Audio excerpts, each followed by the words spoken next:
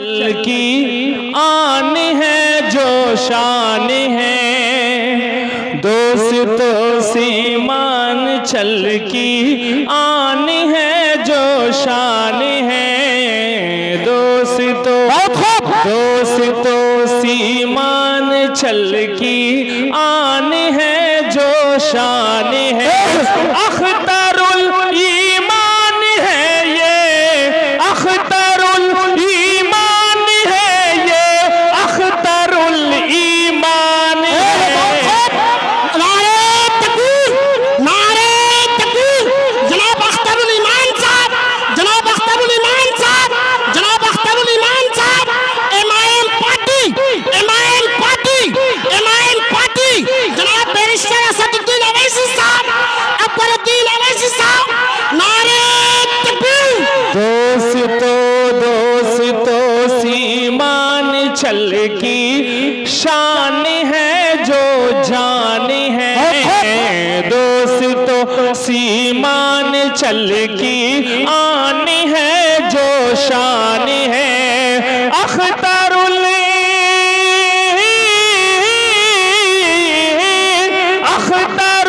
ईमान है ये, मेरे तेरे मेरे सबके अख्तरुल ईमान है ये, कसम से अख्तरुल ईमान है। तशरीफ लाए हजरत वाला और अपने कीमती खिताब से हम सामईन को नवाजें। माशाअल्लाह। नारे तकबीर, नारे तकबीर। जनाब अख्तरुल ईमान साहब, जनाब अख्तरुल ईमान साहब, जनाब अख्तरुल ईमान साहब, MIM party, MIM party, barrister Asaduddin Owaisi साहब, अकबरुद्दीन अवैसी साहब, इम्तियाज जलील साहब, नारे तकबीर।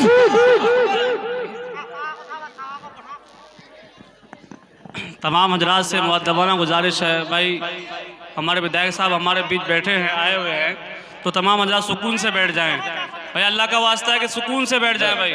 छोड़ दिए नहमदुहु व नुसल्ली अला रसूलिहिल अमीन। औज़ु बिल्लाहि मिनश शैतानिर रजीम। बिस्मिल्लाहिर रहमानिर रहीम।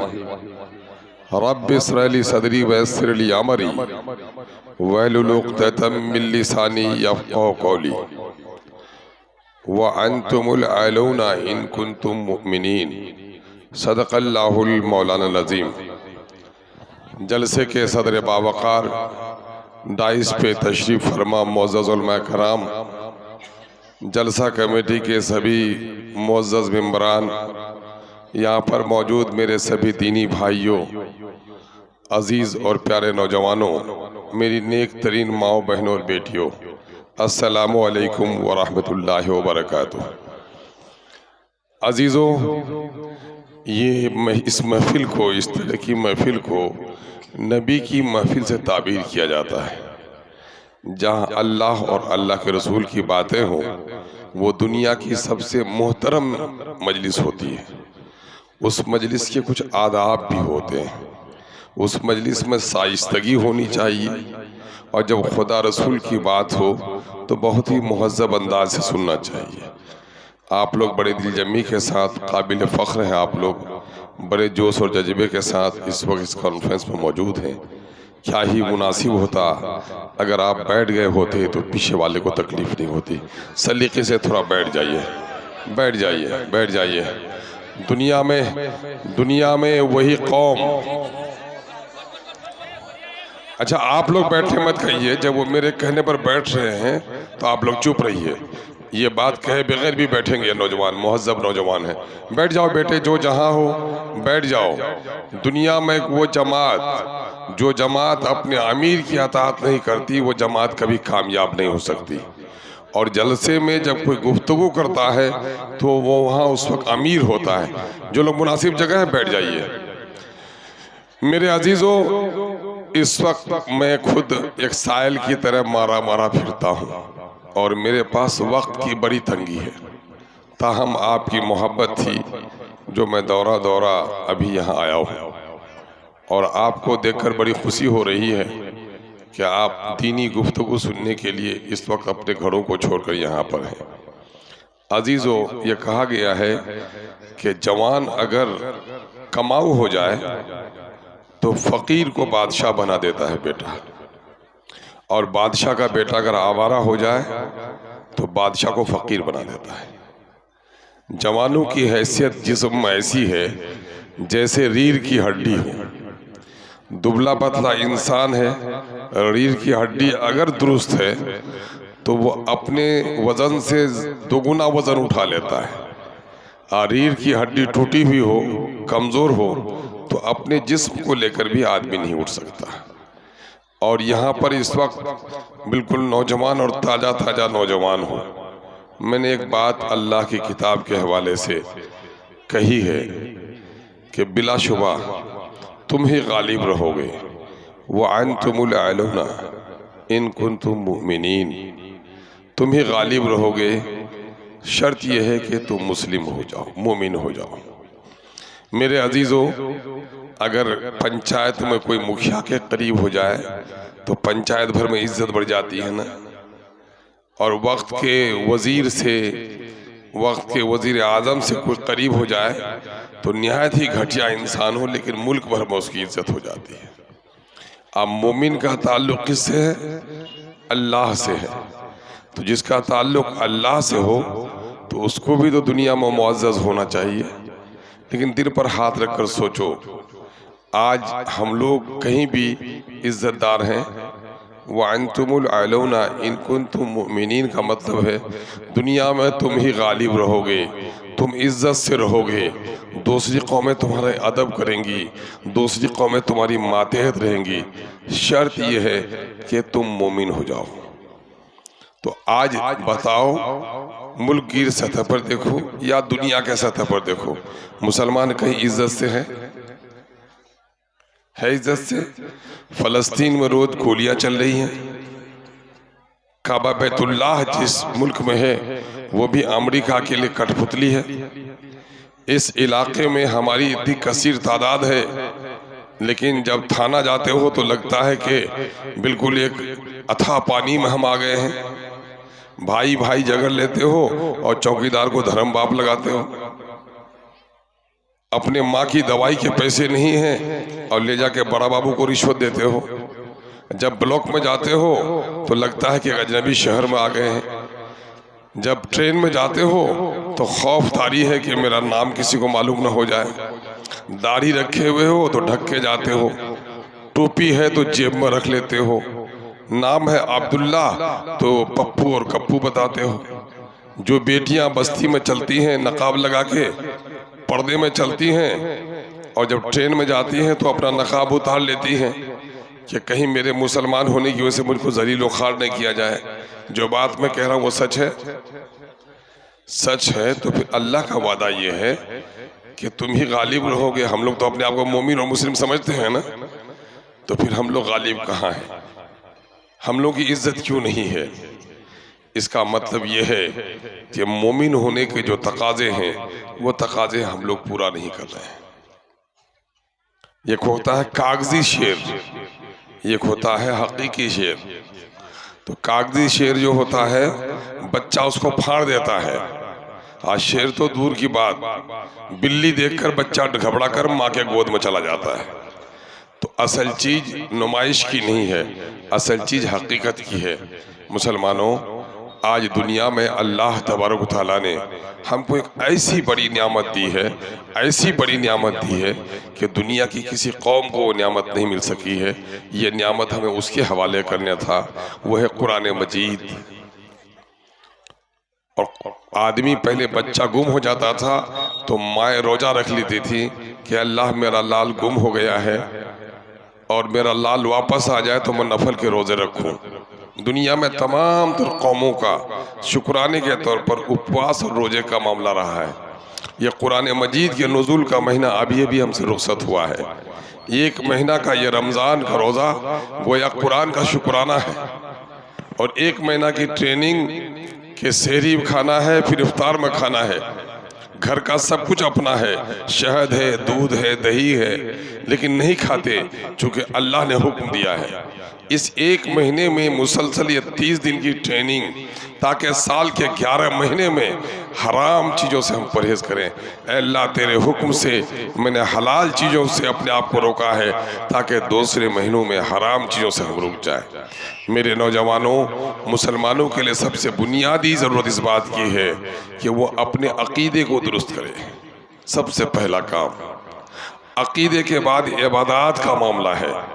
हम लोग का अक़ीदा भी बहुत सालों का दुरुस्त नहीं है।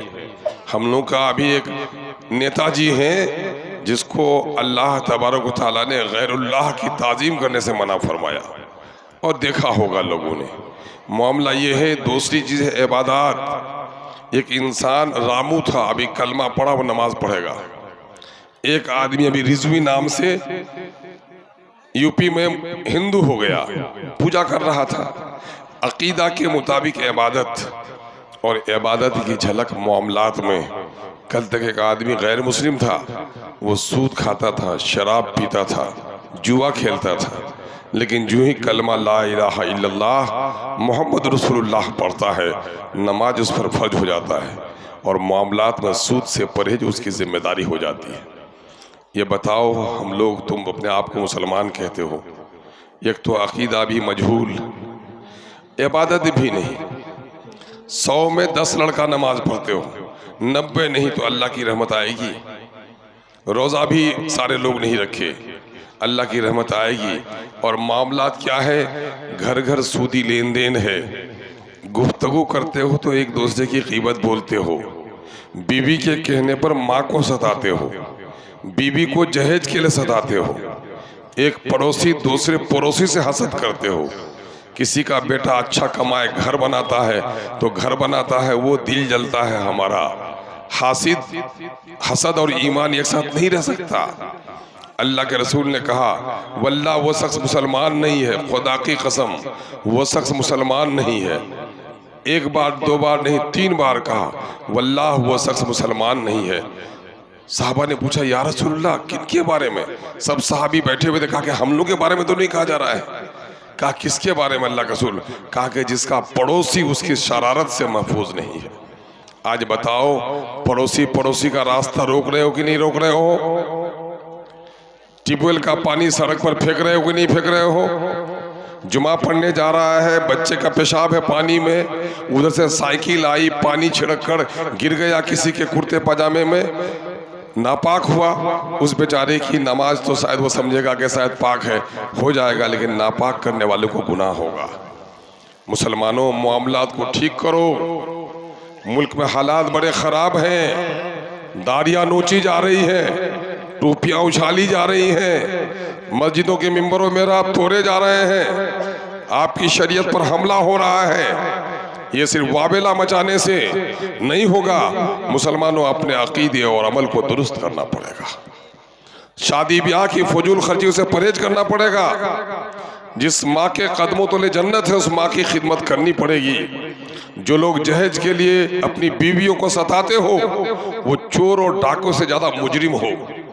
ये बताओ, अगर सास ससुर बेटी पाल कर तुमको नहीं दे तो तुम्हारे जिस्म के तस्कीन का सामान क्या होगा? तुम्हारे ख़ानदान में औलादें कहाँ से आएंगी? नबी करीम सल्लल्लाहु अलैहि वसल्लम ने जहेज लेने से मना फरमाया। उसके किसी सहाबी ने जहेज नहीं लिया, आपने नहीं जहेज दिया। कुरान ने मना किया है कि मोमिनों, एक दूसरे के माल को बातिल तरीके से मत खाओ। हमारे उलमा ने लिखा कि जहेज की फरमाइश करना माल को बातिल तरीके से खाना है। ये चुमाना की कॉपी, ये शैतान की अतरी है। इसी की वजह से इतना बोझ बढ़ा देते हो और कर्ज में डूब जाते हो। आदमी कल क़यामत के मैदान में, वो आदमी जो कर्ज में डूबा हुआ होगा, बाल बच्चा दफना के आ जाता है, वहाँ कौन है? घर आपका था, माल आपका था, 4 बेटा की शादी कराए थे, आखिरी बेटा की शादी बहुत लंबी चौड़ी करा दिए, 1200 रुपया तकसीम कर दिए। उसमें से जिन लोगों ने आपको 1000-2000 दिया, बुढ़ा मर गया, अब बेटा अलग हो गया, अब जो रुक्का आता है कोई अदा करने नहीं जाता है, वो कर्ज किस पर होगा? दावत करो तो इतनी ही दावत करो जितने लोगों को खुश अंदाजी से खिला सकते हो। बैठक का इंतजाम करो, मेहमान कोई भी आए अंगनाते चल, अंगनाते बोट, ये नहीं होना चाहिए। आज हमारे यहाँ अजनबी दोस्त आया, बेटियां जाके उसको पानी पिलाती हैं, ये अच्छा नहीं है। महरम और गैर महरम जिनसे निकाह हो सकता है उसको कहते हैं गैर महरम, जिनसे निकाह नहीं हो सकता है उनको कहते हैं महरम। महरम से नहीं गैर महरम से पर्दा करना चाहिए। लेकिन आज हमारे यहाँ पर्दे का चलन खत्म हो गया है। पर्दे का चलन कायम करो, लेन देन में साफ गोई करो, पंचायती में हक बात बोलो, ये सारे इस्लामी उसूल हैं। एक आदमी हॉस्पिटल जाए, दवा लेके आए और खाए नहीं तो उसकी खांसी बीमारी ठीक होगी? हम लोग का हाल वही हो गया है। जलसा सुनने जाते हैं लेकिन जलसा से जो सुन के जाते हैं उस पर अमल नहीं करते हैं। आइए आज तय कीजिए कि हम लोग इस पर अमल करेंगे। अगर अमल करोगे मुसलमानों तो फिर अल्लाह तबारक व तआला ने जो वादा किया है कि दुनिया में तुमको इज्जत देंगे तो अल्लाह इज्जत देना शुरू कर देगा। एक तय कर लो कि हमारे अपने घर जुमा के दिन खुतबा सुनते हो भाइयों, खुतबे में क्या कहा जाता है? इन्नल्लाह यामुरु बिल अदल वल इहसान, खुदा तुमको हुक्म देता है समाज में आदल करो, एहसान करो, पंचायती करो। लेकिन पंचायती करने के लिए हम लोग नहीं बैठते। ये कैसे होगा? समाज सुधार का काम कैसे होगा? समाज सुधार का काम सिर्फ नमाज रोजा से नहीं होगा। उसका तरीका ये है, मोमिन कौन है? ये कुत्ता हड्डी के टुकड़े पर लड़ता है और उसी वक्त कोई दरिंदा आ जाए, लोमड़ी आ जाए, कुत्ता लड़ेगा कि उसके पीछे दौड़ेगा? क्या करेगा जी? दौड़ेगा ना उसके पीछे।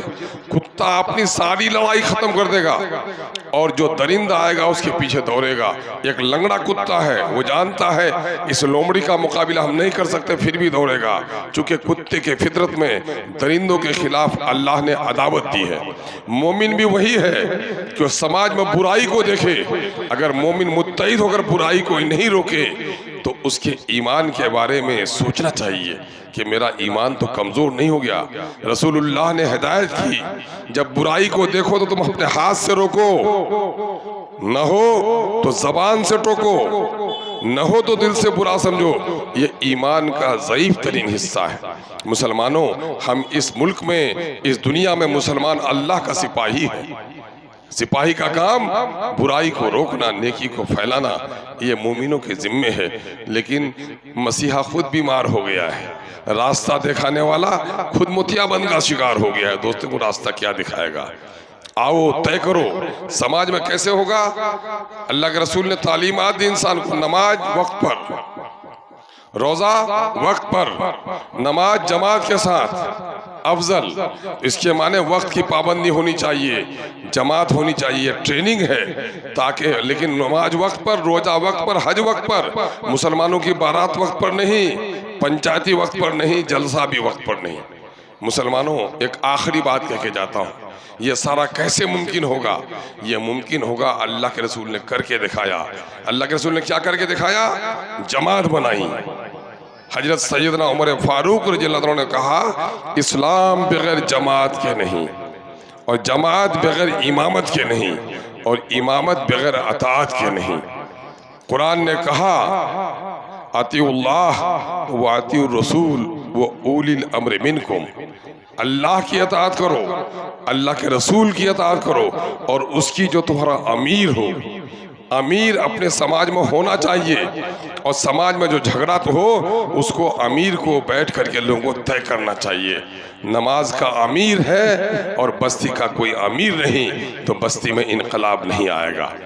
अपने भाइयों में अगर 4 भाई हो, बाप का इंतकाल हो गया, एक भाई को अमीर मानो, बड़े भाई को या उसमें जो समझदार हो अमीर मानो, खानदान में अमीर मानो, मुहज्जब जिंदगी गुजारो। मैयत के दिन खाना मत खिलाओ, जिनके यहाँ मैयत है उनके यहाँ खाना मत खाओ। हजरत जाफर रज़ियल्लाहु तआला अन्हु का इंतकाल हुआ, आप सल्लल्लाहु अलैहि वसल्लम ने कहा, जाफर के घर में गम है, खाना पहुँचाओ। और आज मुसलमान जाकर मरनी का भोज उसी दिन, गैर मुस्लिम तो 13 दिन बाद मरनी का भोज करता है। माँ इधर मरती है, गाय जब उधर होती है, और पेटू मुसलमान खाने के लिए परेशान क्यों रहते हो? कब्रिस्तानों में जाओ तो डरो, पाँव कहाँ रखते हैं? दबी हुई जगह मुमकिन है कब्र हो, ऊंची जगह मुमकिन है कि कब्र हो। कब्रिस्तान में जाओ, हंसी मजाक नहीं, आंखों में मायूसी होनी चाहिए। रसूलुल्लाह मैयत की महफिल में जाते, आपका चेहरा उदास हो जाता, लेकिन अब मैयत में भी जाकर लंतरानी गीबत से हमको फुर्सत नहीं है। मेरे भाई, हद तो ये है कि मिट्टी देने के वक्त भी जब जानता है कि एक आदमी मर गया है, मैं भी मरूंगा, ये तसव्वुर दिल में पैदा नहीं, वहां भी धक्का देता है। कोई पीछे है आया तो वो आगे से खड़ा आदमी को धक्का देके मिट्टी देता है। ये मुसलमानों, ये सारी खराबियां हम लोग के दरमियान में आ गई हैं। गैर मुसलमानों के यहाँ मरता है कोई तो बाप उदास है, किसी ने अग्नि दिखाया तो 9 दिन तक 11 दिन तक वो चप्पल नहीं पहनता, एक कपड़ा पहन कर रहता है। उसका बेटा देखता है कि मेरी दादी मरी थी तो मेरा बाप 9 दिन तक गम किया था, और आज मेरा बेटा ये देखता है कि मेरी दादी मरी थी तो मेरा बाप उसी दिन भोज किया था। मेरे भाइयों, मिट्टी देने जाते हो अल्लाह के आजर मिलेगा, और मिट्टी देके खाना खा लेते हो तो समझ लो जन दिए और मजदूरी लेके चले गए। मैयत वाले के यहाँ खाने से परहेज करो और मैयत को जल्दी से जल्दी दफनाने का एहतमाम करो। औरतों की मैयत मर्द न देखे और गैर महरम मर्द औरतों की जाकर तस्वीर न देखे, लेकिन आज ये चीज़ें हमारे यहाँ नहीं हैं। आओ, सिर्फ जलसा मत सुनो, बल्कि जो कुछ कुरान ने कहा है, जो नबी ने करके दिखाया है, सहाबा ने जिस पर अमल किया है, वलियों ने जिसकी पैरवी की है, उलमा जिसका तज़किरा करते हैं, उस पर अमल करने की कोशिश करो। अगर जलसा साल में एक बार भी सुन लीजिएगा और अमल कीजिएगा तो इनकलाब आएगा। 100 बार जलसा सुनिएगा, 100 डॉक्टर से दवा लिखाइएगा और कोई दवाई नहीं खाइएगा तो उम्र भर बीमार रहिएगा। अल्लाह तबारक व तआला हमको और आपको इस बात की समझ अता फरमाए कि दुनिया में हम आए हैं, मुझको जाना है, कल रहूँगा कि नहीं, ये खौफ पैदा कीजिए। ये खौफ पैदा कीजिएगा तो फिर किसी की ज़मीन का सब मत कीजिएगा, किसी की बेईमानी नहीं कीजिएगा, रास्ता नहीं रुकिएगा। बेटियों को, बहनों को तरके में हिस्सा दो। लोगों, बहनें बड़ी सताई जा रही हैं, बाप का हिस्सा पाती हैं, जब बेचने आती हैं तो भाभी धुतकारती है और भाई कहता है कि अगर बेचल लो तो आज से वो रास्ता बंद कर दो। ऐसा मत कीजिए, जिसका जो हक पहुंचता है वो हक उसको दीजिए। अल्लाह तबारक व तआला कहने से ज़्यादा हमको अमल की तौफीक अता फरमाए। नबी मुकर्रम सल्लल्लाहु अलैहि वसल्लम के नवासा हजरत इमाम हुसैन ने जो जंग लड़ी, वो किसके लिए लड़ी थी? नमाज और रोज़ा के लिए नहीं। समाज की सरदारी गलत हाथ में न जाए, उसके लिए रसूलुल्लाह के नवासा ने गर्दन कटा दी, लेकिन गलत हाथ में इमामत न जाए, उसकी मुखालिफत की। हमको भी समाज में अच्छे लोगों को अमीर बनाना चाहिए। अल्लाह तबारक ताला हमें बुरे और भले की तमीज़ अता फरमाए। हक के लिए बैठना, पंचायती करना, हक पंचायती करना 1000 रकात नफल नमाज से बेहतर है। नफल नमाज पढ़ते रहोगे, समाज में जुल्म होता रहेगा, तो ऐसे नमाजों का अल्लाह को कोई सरोकार नहीं। मैं एक आखिरी हदीस सुना के चला जाऊँगा जिसका मफहूम है। अल्लाह तबारक ताला ने हजरत जिब्राइल अमीन को कहा, ए जिब्राइल अमीन, फलां बस्ती को जाओ, तलपट कर दो। जिब्राइल अमीन ने अर्ज़ किया, या खुदा बंदा, जिस बस्ती को आप उलटने के लिए कहते हैं, उस बस्ती में औरत मर्द बड़े बूढ़े सब बदकार हो गए हैं, शराबी जुआरी हो गए हैं, लेकिन खुदा बंदा एक बंदा तेरा ऐसा है जो पलक झपकते हुए तेरी नाफरमानी नहीं किया, तेरी तस्बीह, तेरी याद में मुस्तगरक रहा। वो क्या अकल हमको कहती है कि उसको बचा लेना चाहिए। अल्लाह ने क्या कहा, ऐ जिब्राइल जा उसके समेत उलट दे। बाज रवायतों में आता है कि पहले उसको उलट दे। ये शख्स तस्बीह तिलावत तो मेरे लिए करता था, लेकिन समाज के बुरे लोगों को नहीं टोकता था। जो बुरे लोगों को न टोके वो भी बुरे लोगों में शामिल है। अल्लाह तबारक ताला हमको और आपको दीन की सही समझ अता फरमाए। हमारे उलमा जिन बातों को पेश करते हैं उस पर अमल की तौफीक दे। अपने बच्चों को संभालिए। ये बच्चे नेक हुए तो ये जन्नत के फूल होंगे, ये अगर बहक गए तो आपके और हमारे लिए दोजख के कांटे हो सकते हैं। हलाल और हराम की तमीज़ सिखाइए। अच्छा मकान, अच्छी दुकान, अच्छी शोहरत, अच्छी इज्जत सब कुछ चाहिए, लेकिन हक के रास्ते से चाहिए। गलत रास्ते से कमाए हुए पैसे से अपने को दौलतमंद बनाने की कोशिश मत कीजिए। अल्लाह तबारक ताला आपके और हमारे बैठने को कबूल फरमाए। जो बातें कही हैं अल्लाह तबारक ताला उस पर खुद को भी और तमाम तर लोगों को अमल करने की तौफीक अता फरमाए। व आखिर दावाना अनिल हम्दुलिल्लाहि रब्बिल आलमीन। मैं देर तक बैठता लेकिन मुझे जल्दी है। अरकान जलसा का मैं बड़ा ममनून हूँ कि आपने आते ही मुझे वक्त दिया, मेरी बातों को रखने का मौका दिया। अल्लाह इसका बेहतरीन अजर अता फरमाए। क्या आप स्टेज पर आए और जनाब अख्तरुल ईमान साहब से मुलाकात करें। मैं उस्ताद उस्सरा जनाब माहिर भारती साहब से दरख्वास्त करता हूँ कि अपने नातिया कलाम से हम सामीन